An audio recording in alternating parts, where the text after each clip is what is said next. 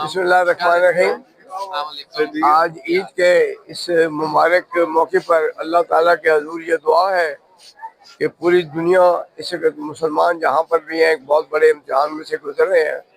अल्लाह ताला कामयाबी दे, आपस में इत्तफाक दे और पाकिस्तान को और इसके लोगों को अल्लाह ताला अपनी अमान में रखे, हिफाजत में रखे। और ये जो इस पूरी दुनिया में मुसलमानों के अंदर एक इंतशार फैला दिया गया है, अल्लाह ताला मदद फरमाए, ये इंतशार ख़त्म हो और मुसलमान दुनिया में एक कुव्वत बनकर सामने आए। तो इससे बड़ी और कुव्वत है ही कोई नहीं। तो बस सब आज दुआ का दिन है, कबूलियत का दिन है, अल्लाह के हज़ूर दुआ करते हैं।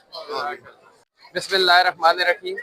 आज जी हम एक बहुत अहम दिन अपना त्यौहार मना रहे हैं। ये अल्लाह करीम ने हमें तोहफे में दिन दिया है कि जहाँ हमने रोज़े रखे, इबादत की, अल्लाह ताला हमारे रोज़े इबादत कबूल करे। और दुनिया में जहाँ पर मुसलमानों पर जुल्म सितम हो रहा है, अल्लाह करीम उनकी मदद करे।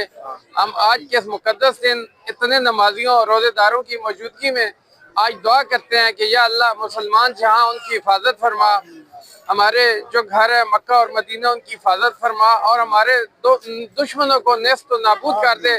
जिस तरह आपने अबाबील भेजे थे, या अल्लाह कोई ऐसा वसीला बना कि वो तबाह व बर्बाद हो जाए और उनका निशान मिट जाए और मुसलमान फातेह हों।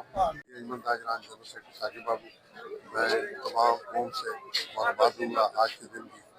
तमाम अहले वतन को ईद उल फितर ईद से बहुत बहुत मुबारक हो। अल्लाह पाक तमाम मुसलमानों को ऐसी खुशियाँ नसीब करे। अस्सलाम वालेकुम। तमाम अहले वतन को, अटक शहर के तमाम शहरियों को, सबको ईद मुबारक। दोस्तों अजीज़ों को ईद मुबारक।